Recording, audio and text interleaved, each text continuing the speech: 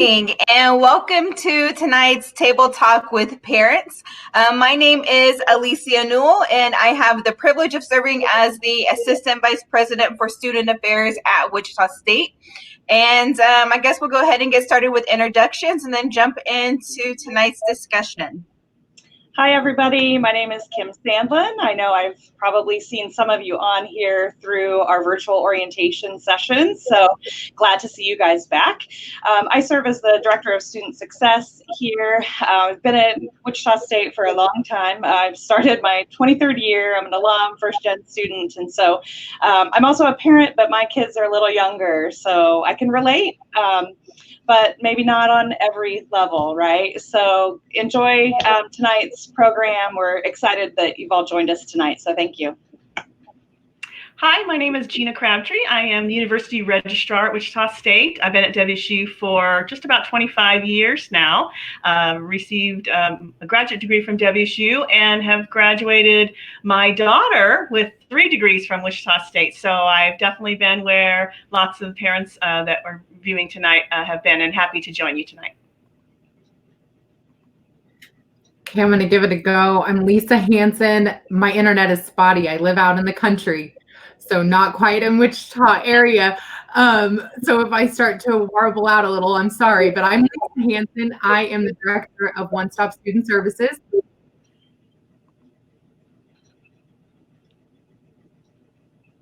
At Wichita State, and I'm a Wichita State alum and a first-generation college student. So definitely been in the student's shoes more. I am a parent. I have 4 small kids ranging from 10 years old to 1-year-old. So that's all their artwork back here behind me. So excited to talk to you guys tonight, though. All right, and so the purpose of our Table Talk with Parents is really just to find alternative ways to really connect with our families and help them get engaged and connected with not only the Shocker family, but also to answer specific questions that you may have regarding your student's process and their journey, and also just tips and tricks on what you need to know and what to prepare for, and just knowing that if you do have questions along the way, that there are people like all of us on campus that are on standby, that are ready to help answer any questions and provide guidance at any time. And so to kick us off this evening is going to be Miss Gina Crabtree, and she's going to get us started with FERPA.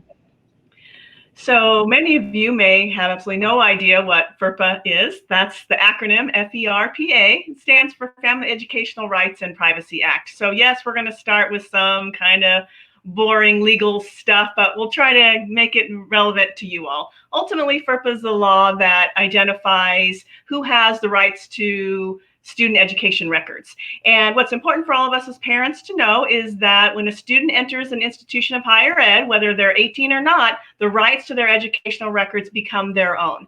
So the law, FERPA law, tells us as an institution that we can't share any information about a student's education record with any third party without the student's expressed written consent. And so I'm often saying this when we're at orientation programs in person with parents, and I say to you all in those settings, yes, my friends, we as parents are third parties. So sometimes that's a surprise and sometimes it isn't.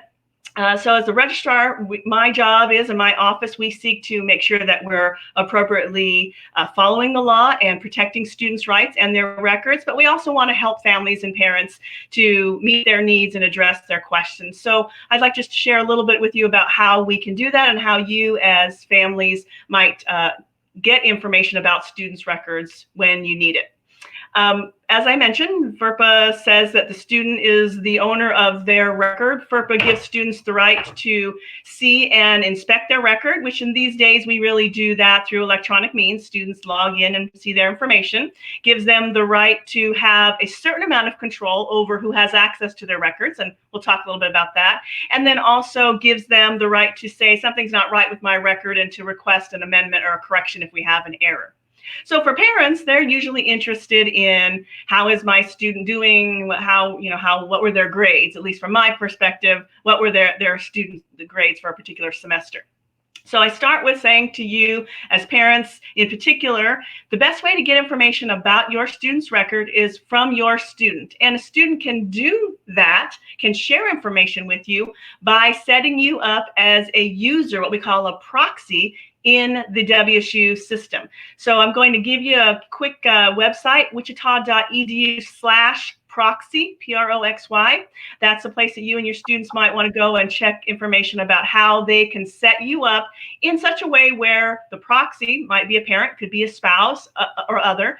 That proxy would then be able to set up a user ID and password and to log in and see certain student information. Again, student schedule is one of the options, their grades, certain information about their financial aid are things that a student can allow a proxy to see. And the student has complete control. So they get to check some boxes to say, I want my mom to be able to see my schedule and my financial aid, but not my grades or including my grades. So that's completely within the student's control, and they can make changes to it at any time.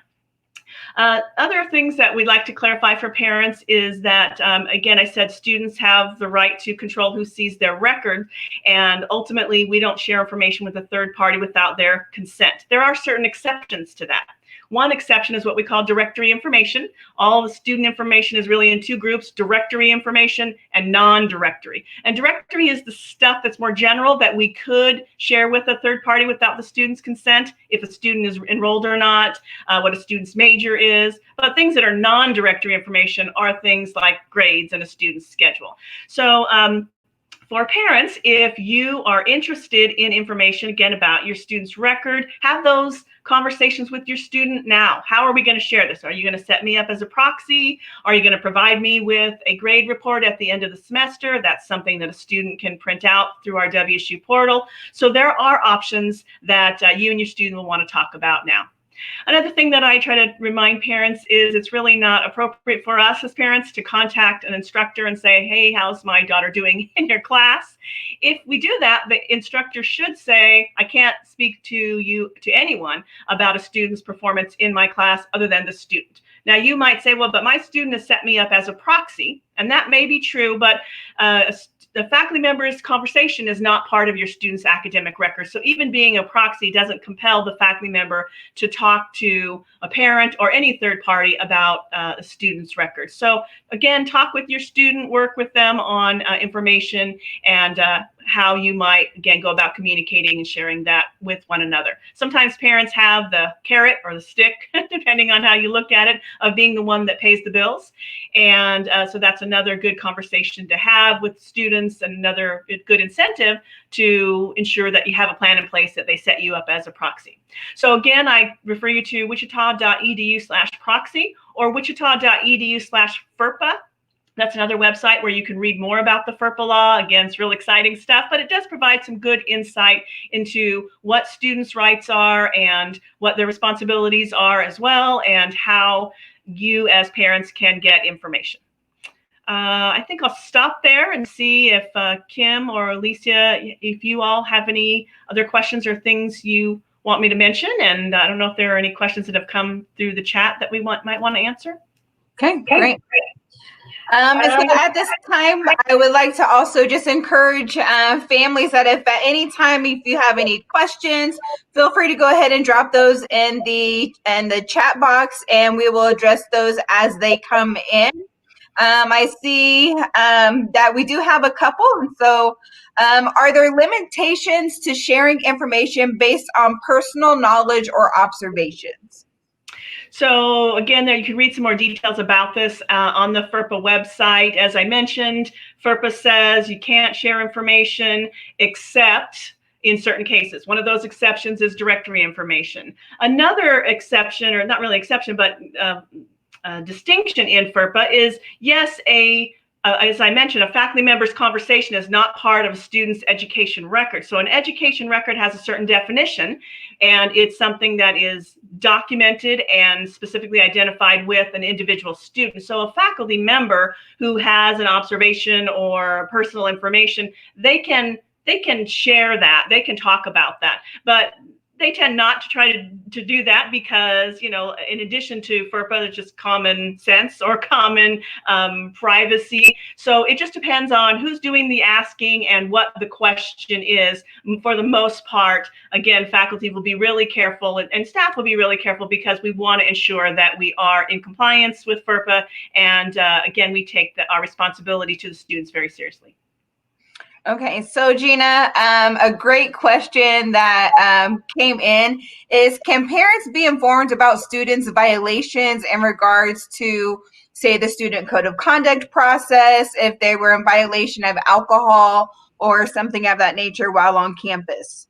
Sure. So on, again, as one of the exceptions to the no information to third party, one of them is if a student is found to be in violation of the code of conduct related to alcohol or drug use, that is an exception. So that doesn't mean that anytime on a college campus, a student maybe has a beer in the residence hall and that they're going to call their mom. That's not what that means, but it does give the institution the authority to establish a policy so that if, for instance, a student was living in a residence hall and there was a pattern of behavior or things that were concerning and the student was found to be in violation of code of conduct related to drugs or alcohol, that a parent or a family could be contacted. So really what that is just an allowance that the folks who wrote the law understand that there are things that happen when students are living on campuses and want to be able to allow institutions to set up policies. So our housing and residence life folks would have very clear policies about, and our student conduct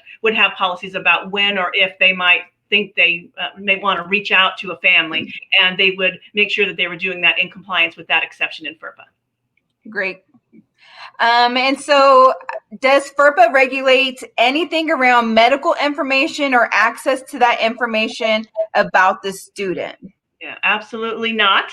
FERPA is applicable to education records. So a student's employment records are not under FERPA, and a student's health records are not covered by FERPA. That's covered by HIPAA, right? We've all heard that.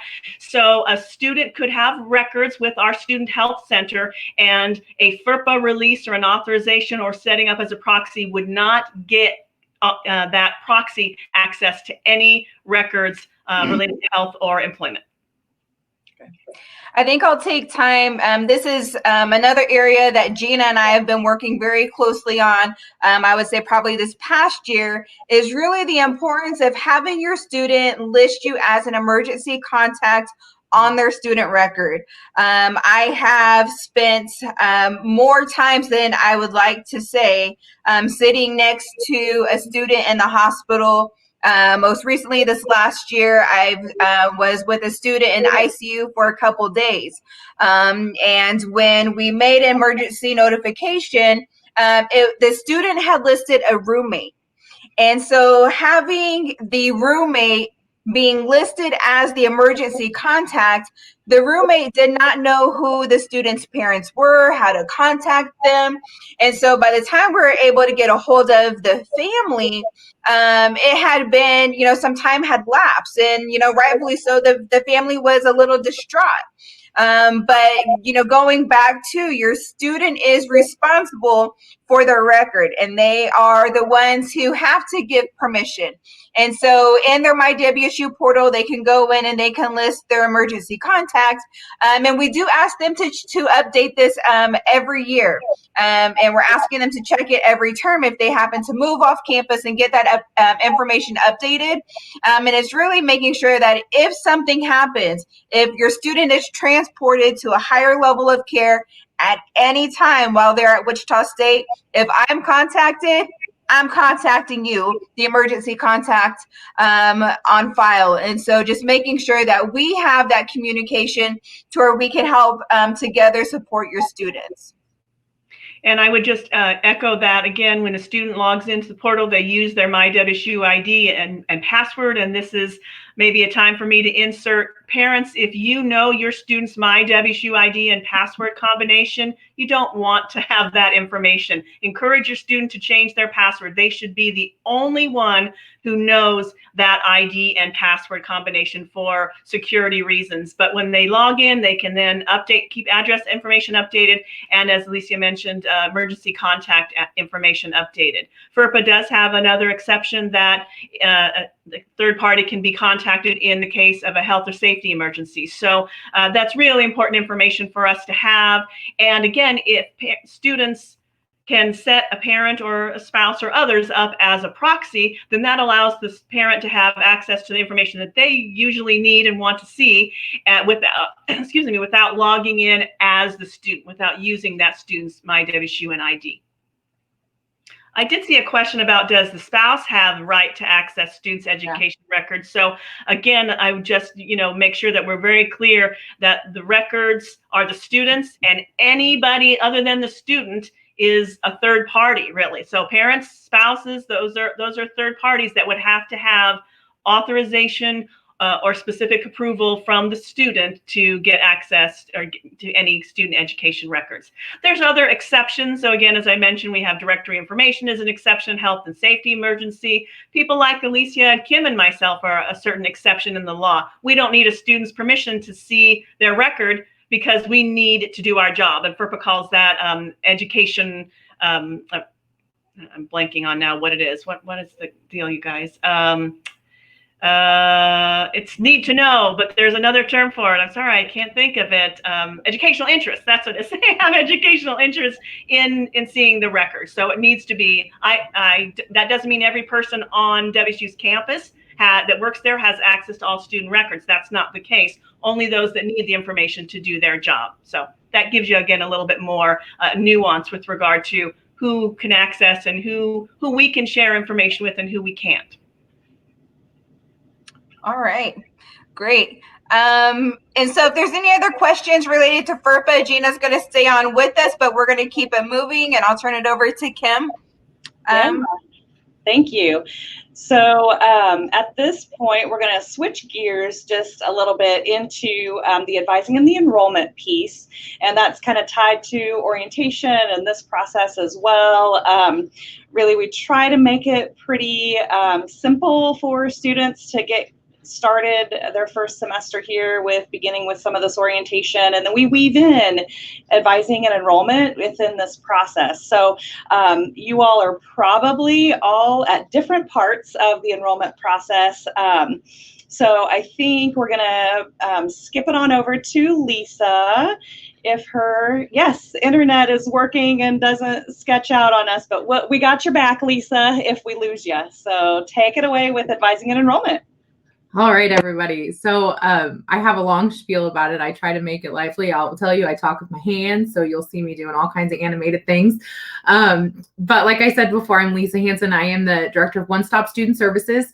And so we also do first year advising. And in our office, and really what the approach is for us of first year advising is to really provide students with a very holistic and well-rounded experience in their first year at Wichita State.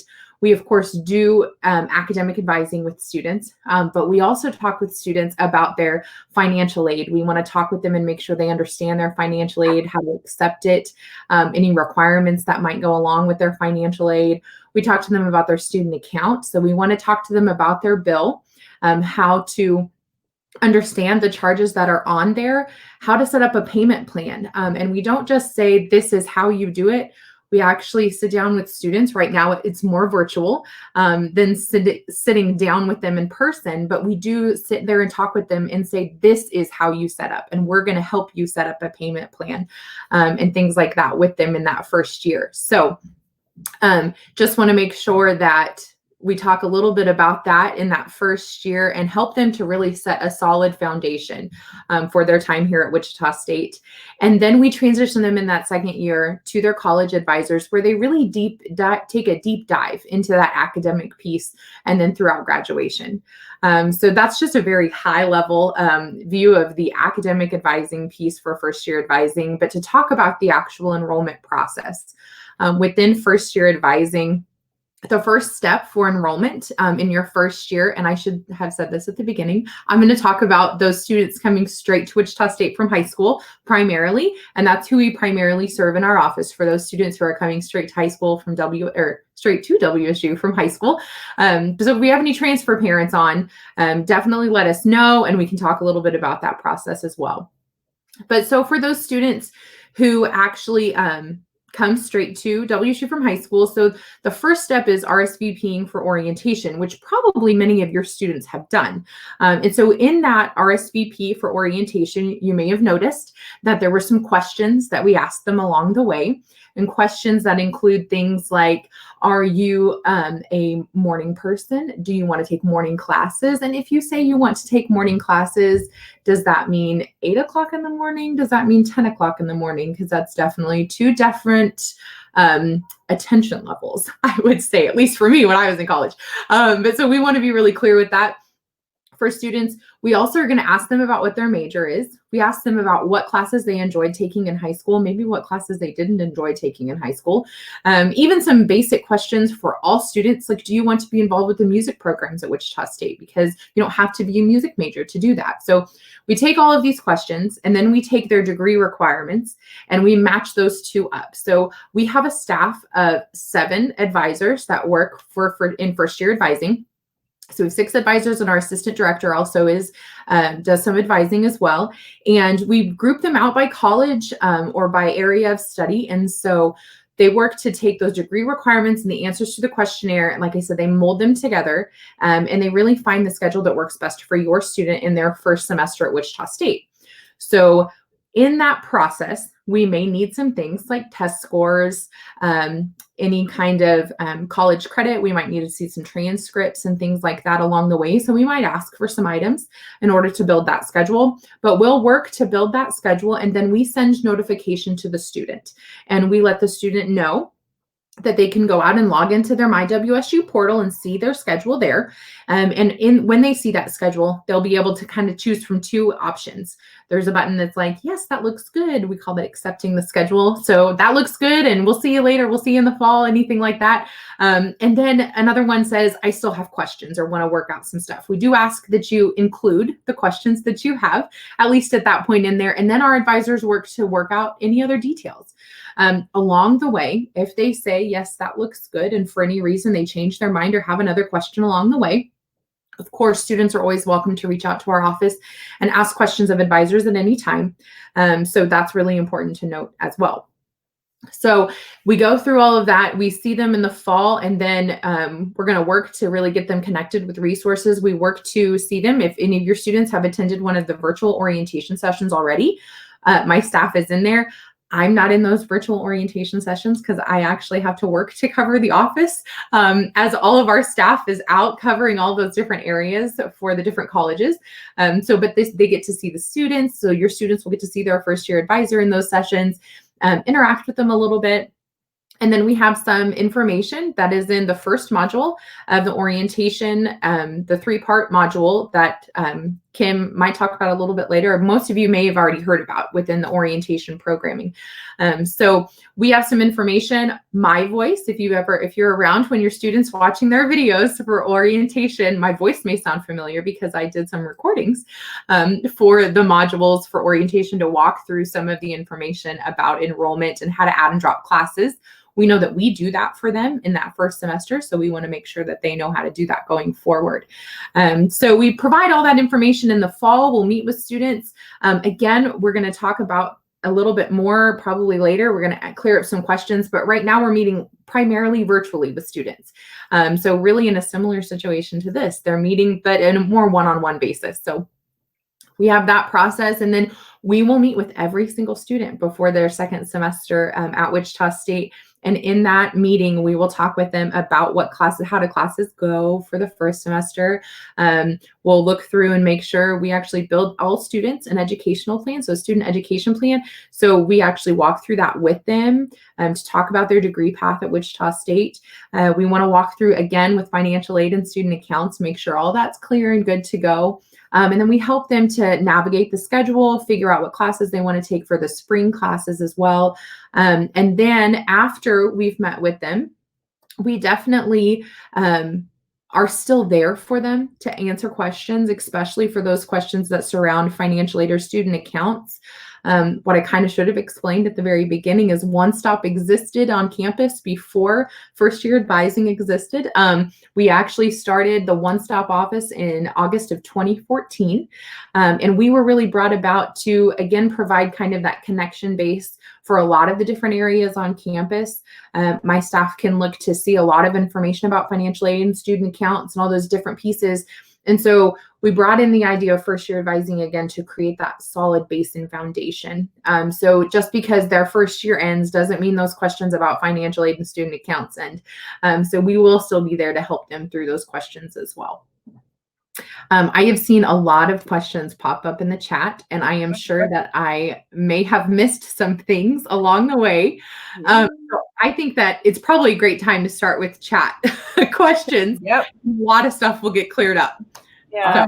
I'll jump in, if you guys don't mind here, to just really quickly review the orientation program and how that's rolling out. I know a parent submitted a question attending from out of state, and is there expected to be any on-campus orientation program, or is it all virtual now?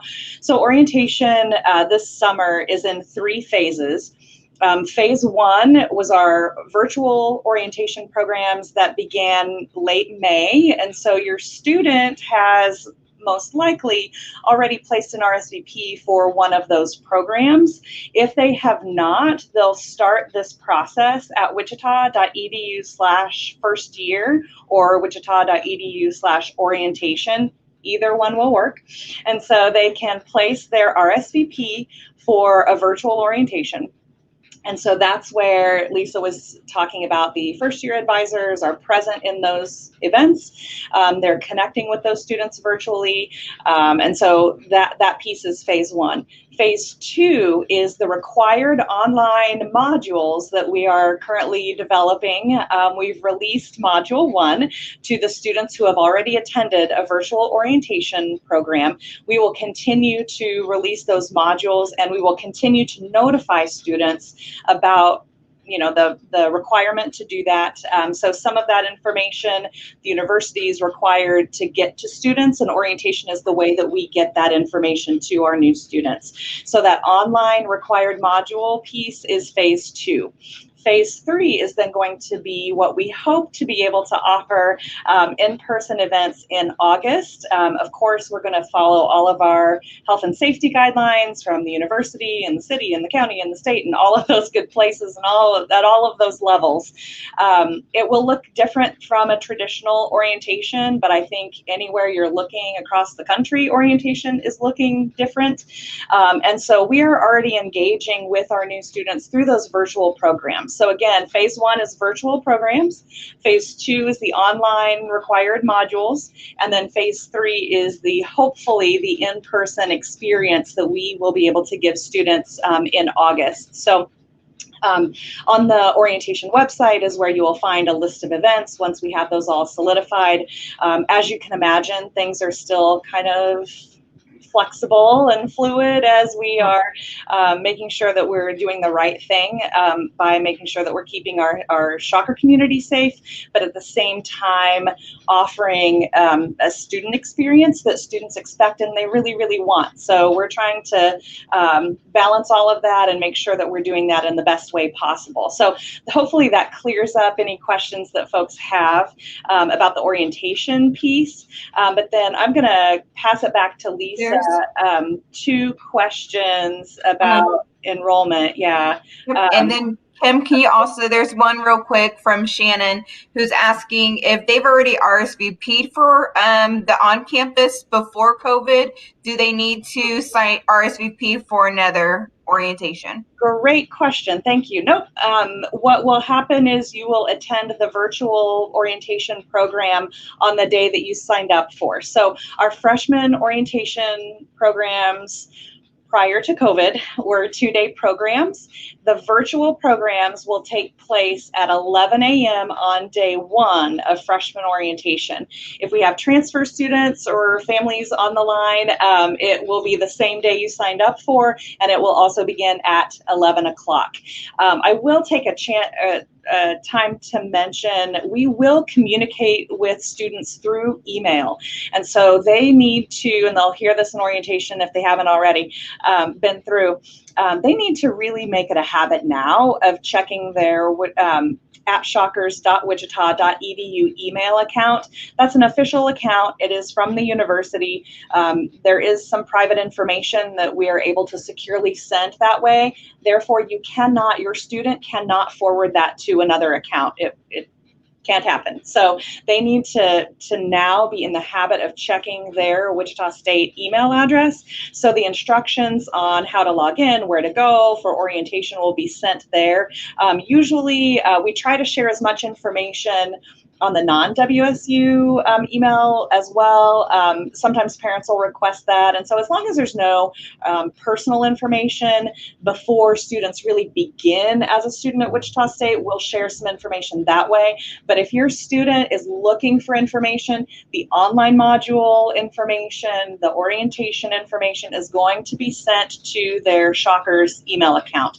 They probably, if they haven't checked that, they probably have lots of welcoming messages for them in their inbox, and you'd be surprised how many students don't think about that. And so it's why we try to work with students and tell them early in the summer, get into those habits now. Checking that email daily is how they're going to know any calendar changes with the university, any policy changes, things related to COVID, all of that. So they need to get into that habit. Yeah. So a couple questions, Lisa, that came in. How will a student know that they are fully registered and enrolled for classes? And then also, if a student submitted a change a couple weeks ago for their schedule, how long will that take before the changes are made? You're muted. It's like a party foul to mute on one of these.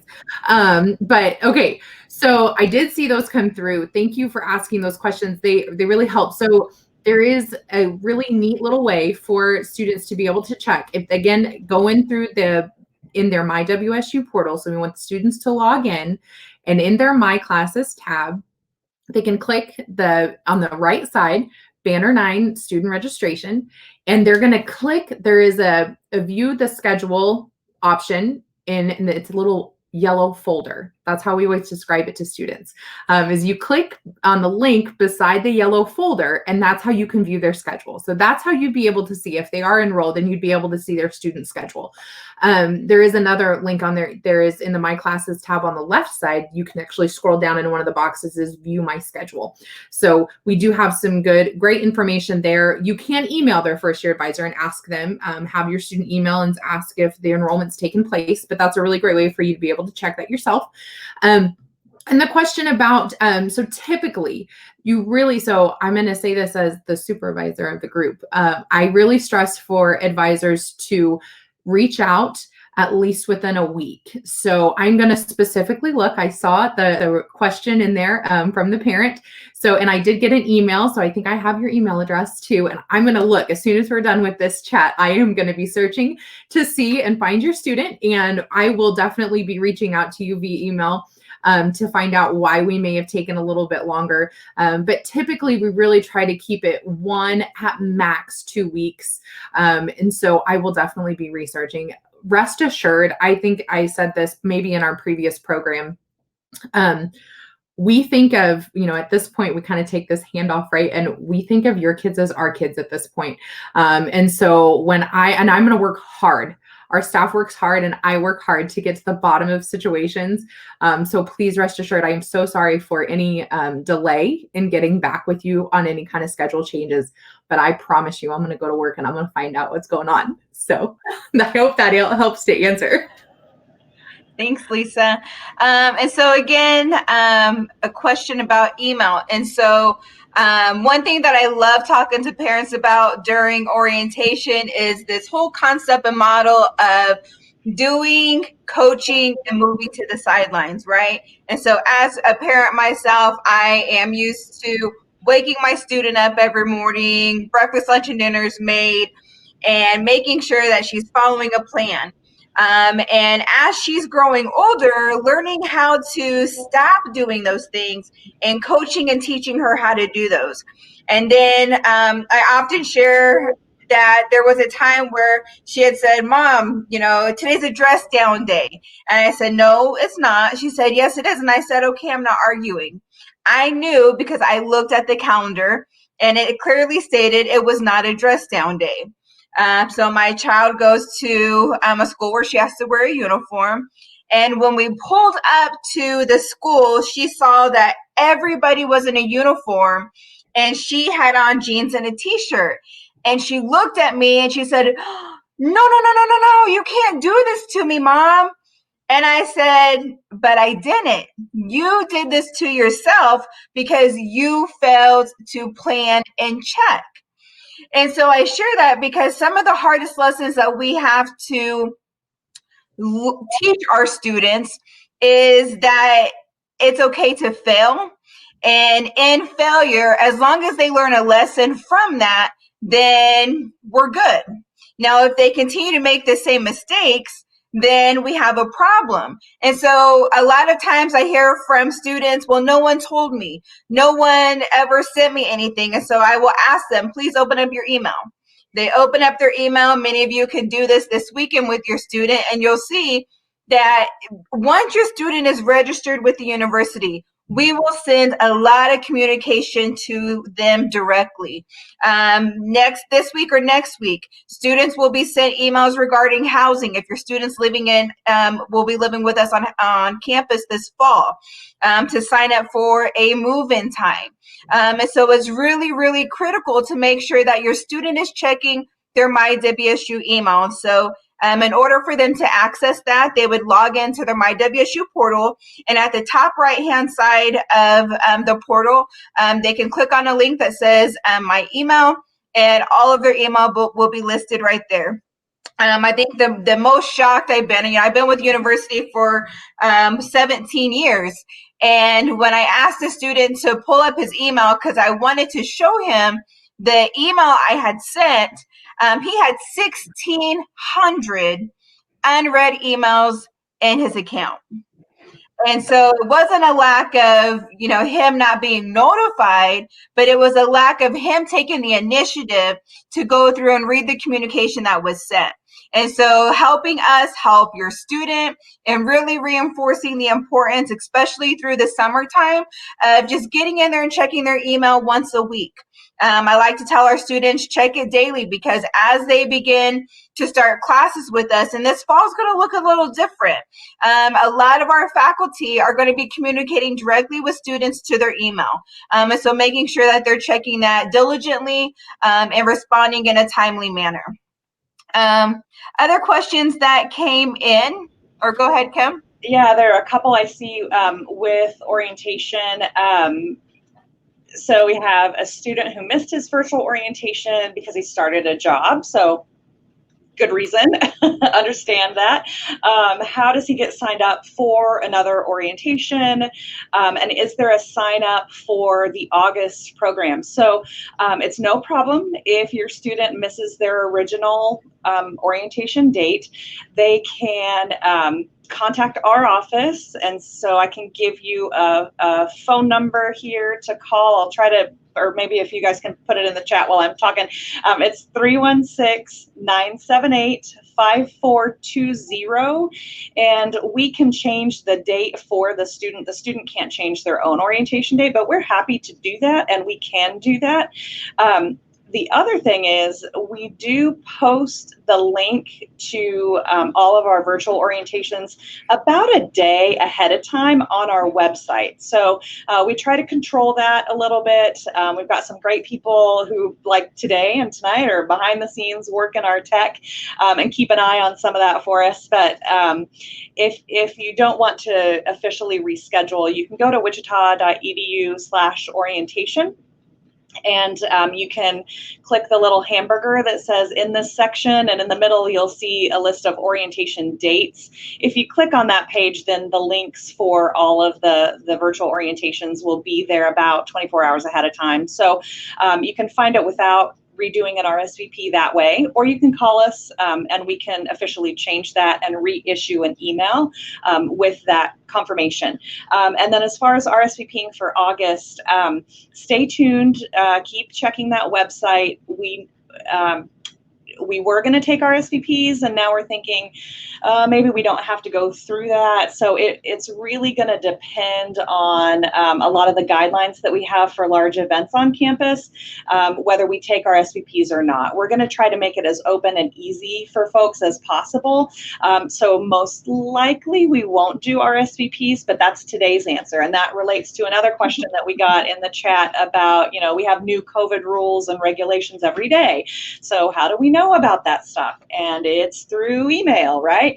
And so I hate to say it, but it's kind of true. So unless your student is part of a special group of students who at that point, either an advisor or a coach or someone like that would be communicating with your student directly. If it's an update, like a calendar update saying, for instance, those of you who've been through orientation have heard the calendar update for fall, which is after November 20th, that begins our Thanksgiving break. And after that, everything is going online. All of the classes will switch to online. So how would students know about that? They were all informed at their Wichita State email address about that. And so again, and I'll just, since I'm talking, I'm going to take the moment to mention you really should make sure that you're checking your sources of information. The media can come out and say, hey, we're having in-person classes, but in-person classes doesn't mean the traditional in-person classes. It really means a hybrid approach to teaching and education. So make sure that when you're seeing an announcement from the university, it's from an official university source. Most likely, if it's something related to processes or COVID or something like that, students are getting emails about that. There's another great website if you're interested in what we're doing about COVID and what we're doing to reopen the campus and common questions, which is wichita.edu/COVID-19 news.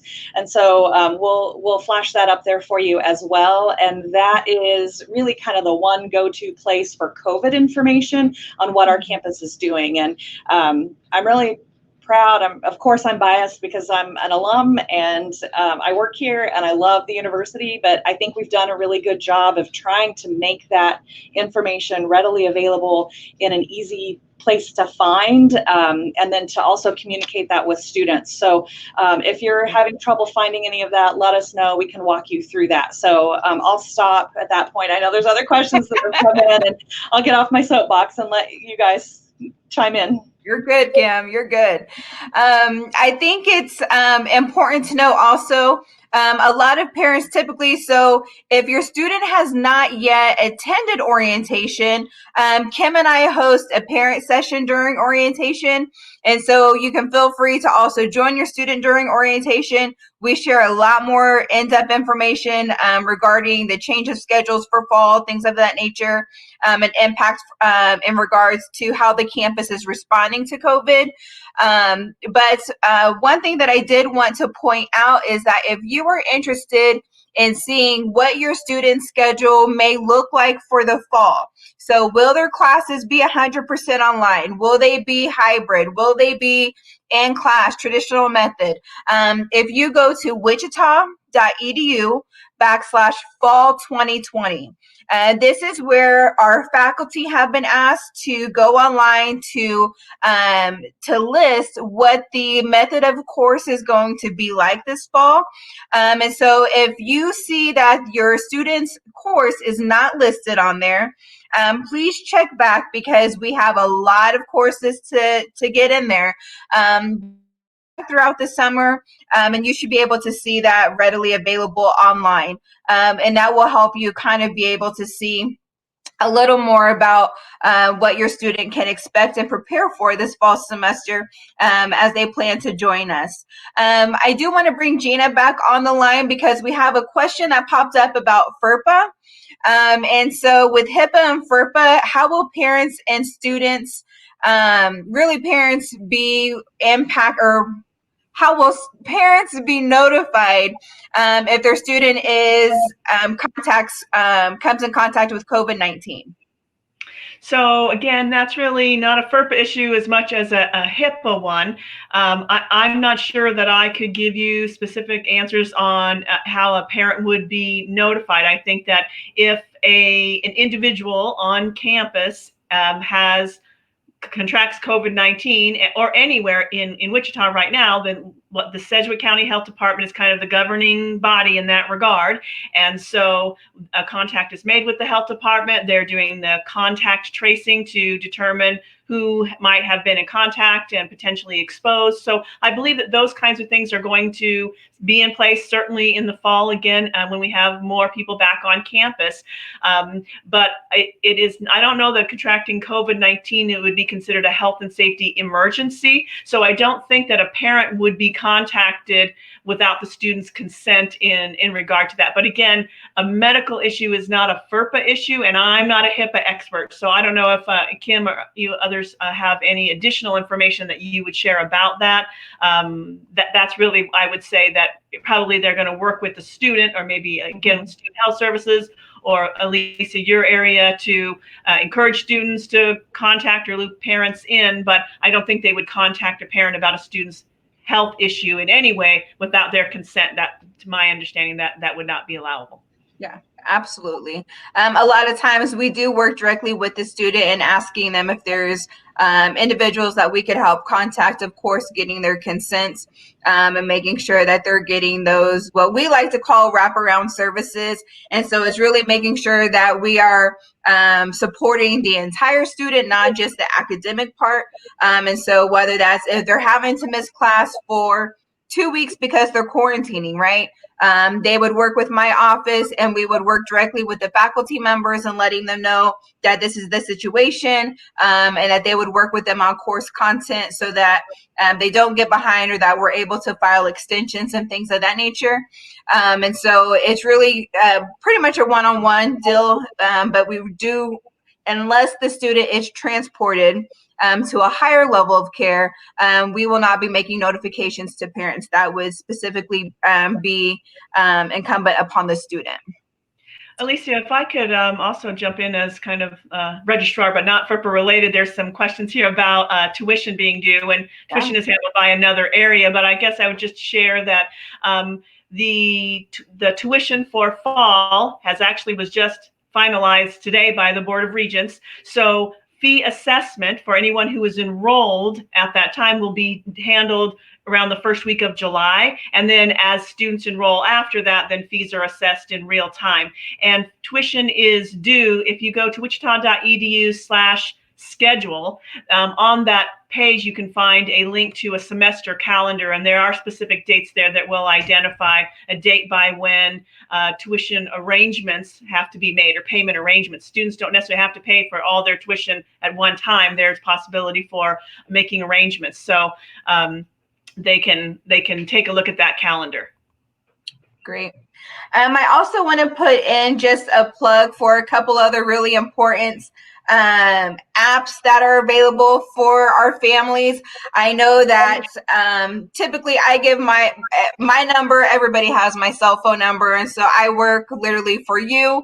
And anytime I see we have some families on from Oklahoma and Texas, and so sending your student away to college out of state is probably very nerve-wracking at this point, especially if you're not used to the inclement weather that we get into in Kansas, i.e. tornadoes. And so if you go to wichita.edu and then you type in shocker alert, you can sign up to receive text message or email notifications anytime there is a campus emergency or inclement weather notification. I can't tell you how many times I'll get emails or phone calls because someone saw something on TV. A couple, years ago, it was we had a gas leak on campus with the expansion of our innovation campus, and they just saw a whole bunch of emergency personnel, and they were like, "Oh my goodness, what's happening on campus?" Well, it wasn't a crisis. There was a gas leak, and so essentially they were there to be for precautionary measures, but the perception was that it was something very drastic. And so the text alert said, stay away from this part of campus because there's a gas leak. Same if there's a tornado, you'll get a text message saying seek shelter if it's within a specific mile radius of the university. So that's a great resource for families to have. Another one is called Rave Guardian app. And this is an app that I strongly encourage our students and parents to download. Again, it's called Rave Guardian app. And within Rave Guardian app, there are a lot of university resources that are listed there, Care Team for one. And so if a student is ever feeling that they are just in dysregulation or overwhelmed or stressed out, they can submit a care report. But the one thing is that this particular app is connected with the university police department. And so if a student is walking across campus at nighttime and they maybe want to time themselves to get to the dorms or the resident halls, they can do that. And then if they don't show up, someone's checking in on them.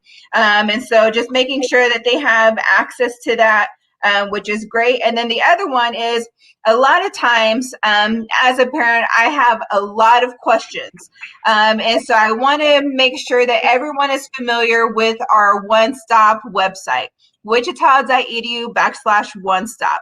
I think Lisa and her crew have done a phenomenal job of creating a lot of articles within the OneStop knowledge base to where at any given time, if you have a question on how do I add drop a class? How do I pay my tuition and fees? How much is it for parking? At any time you can go on there, and if they can't answer the question, they're going to flag it and send it to an agent, and then we're going to respond to that in a timely manner. And so if you go to wichita.edu/OneStop, that is a phenomenal resource. Individuals are on standby 365, 24/7, and so make sure that you utilize that resource as well.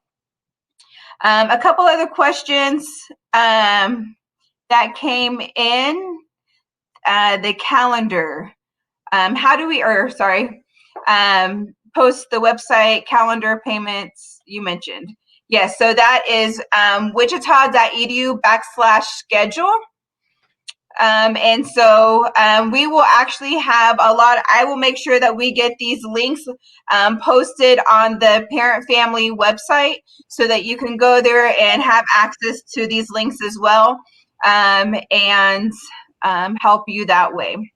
And, which /schedule is where there's links to the actual schedule of courses, and there's a helpful link box that then has academic calendar. So we try to take advantage of all the potential shortcuts. So we've got wichita.edu/schedule of courses /academic count. So there's several of them out there. So putting them all together in one place is helpful. But oftentimes, if you think about what might go after the / and type it in, you might end up getting lucky.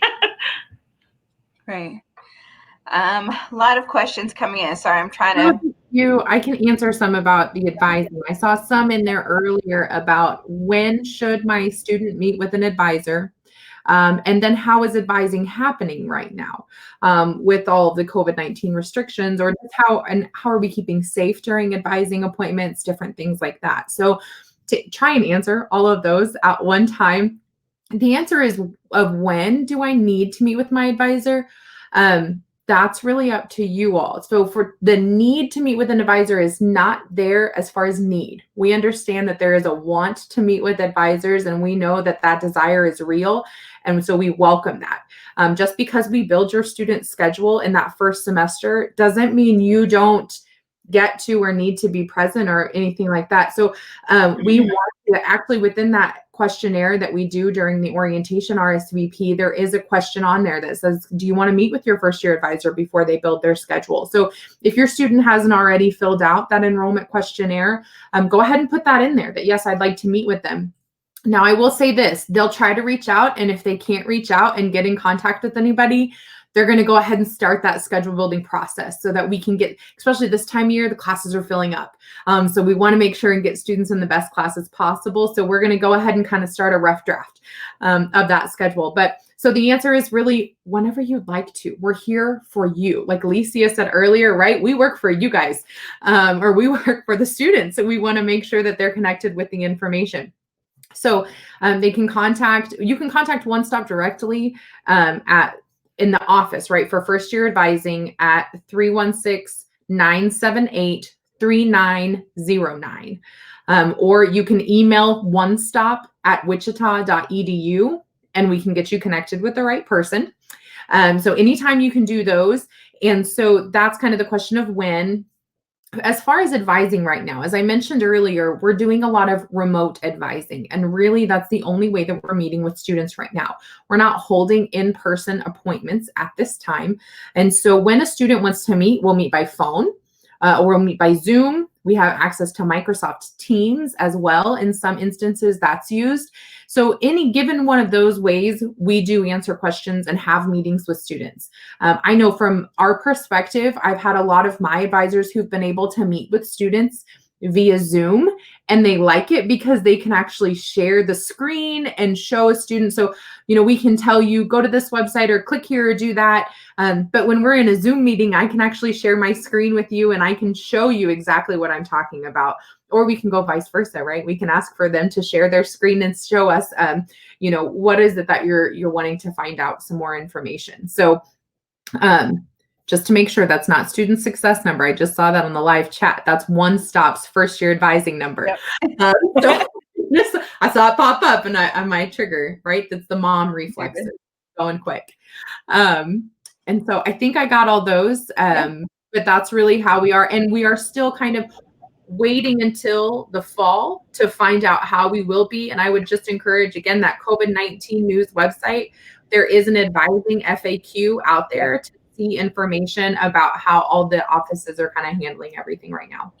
Yeah, I will also put in a shameless plug for the Shocker Family newsletter that we send out monthly. This is a monthly newsletter that sends out the first Friday of every month. And in the family newsletter, we will have the most up-to-date information regarding COVID and our plans on campus. I know that's something that a lot of families are really just anxious about and wanting to know what that plan is. In addition, deadlines, things that are coming up, things that are happening around campus in the university. I'm a first-generation college student, and so we will put in we prompted questions to ask your student. And so we'll also put some of the challenges that we most see frequently on campus. And so October, we're going to talk a lot about homesickness because that's when a lot of our students tend to get homesick. And so if you've not already done so, please go to wichita.edu/family, and you can sign up for the Shocker Family newsletter there. In addition, I know that there's a lot of questions about housing and payments and fees and all of that. And so I would like to invite you to join us again. This is kind of like the carrot, right? Join us later this summer. I believe our next session that we have, Kim and I will be hosting one on housing and involvement. And so very specific questions on housing. When is move-in? What will that look like? And then also our last one will be on payments and parking and academic support. And so really the whole purpose of these parent table talks is to bring the experts from the areas to your living room. We want you to meet them. We want you to get connected. Within the Division of Student Affairs, our vision is connecting every Shocker. And that's not just the student, but it's also their families and making sure that they feel supported and a part of the Shocker family and have a face to put with the name. And so if you get an email from Alicia Hansen or Kim Sandlin or Gina, you can, I know who that is. And so we really want, I think this is what sets us apart at Wichita State. We're all about creating a community of care where every student and family feel supported and that they know that we're here along the journey to help any way possible. And so with that, there was a question about housing that I'll answer real quickly. Move-in will start on August the 8th. However, that means it doesn't mean that you can just pull up and move in. You have to sign up. And so with COVID, it's completely changing how we do a lot of things. And so an email will be sent to your student.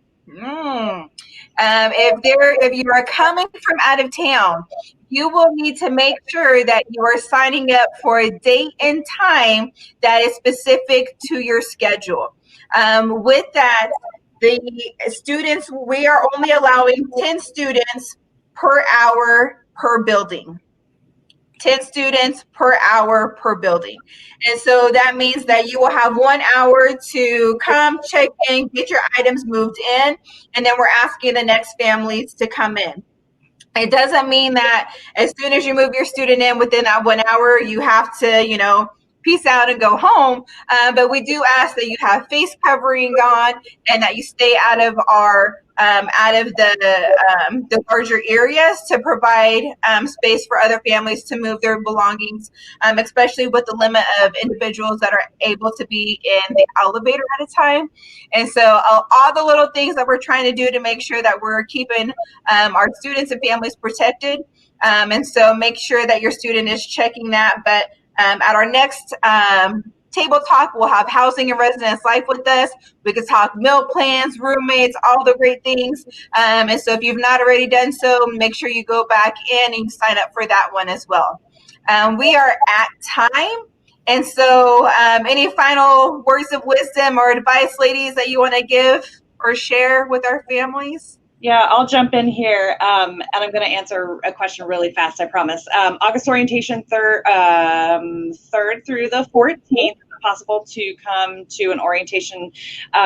You don't have to come to the in-person days. Those are completely optional. So the piece you need to be really aware of is that online orientation module that needs to be done before classes begin. That's really what needs to happen. All of those new student kickoff days are they're all optional. They're all for fun. We know students are looking for that engagement piece. The only other word of advice I would say is communicate with your student. We're going to send the information to them. And you've got to communicate with them to know what's really happening and what's going on. We've seen lots of interesting dynamics over the years of changed majors and surprise, things that are happening where students didn't necessarily communicate with their parents. So you may have to start that, communication from your end. Your students may be like, don't want to talk to you, Mom. Peace out. I'm good. I'm an adult. I'm going to college. We get that, but try as best you can to really open those doors and set the expectations of your students so that it's not a surprise to you. You are their emergency contact. They're sharing, all of the things, the cool things, the things that are hard about college with you so that you can help them be a partner and help you be a partner to your students. So I'll stop. Yeah. I would just say I see some comments or one comment about lots of information and I'm lost. And so just validate that even parents that work on campuses, when you look at this from a different way, we understand. So please look at the information on the website. Don't hesitate to reach out, email, call. We feel like we have good information out there and we're trying to communicate it, but we're open to better ways of doing that. And we will help walk you through anything that you or your students need extra clarification on. So don't feel badly. Great. Okay, great. Again, we are so excited to have you joining the Shocker family. If you can't tell, we absolutely love what we do. And this is not a front of like, they're just really excited because this is us live and action. And so at any time, I share, you don't have to have all the answers. If you have a question, don't hesitate to send us an email. I would encourage you to also follow us on social media. A lot of times we're putting information out on social media quicker than we get it out in a newsletter. And so that's a really great way. And so again, welcome to the Shocker family. And I really look forward to getting to know you and your students in this coming year. Thanks and have a great evening. Bye, everyone. Thank you.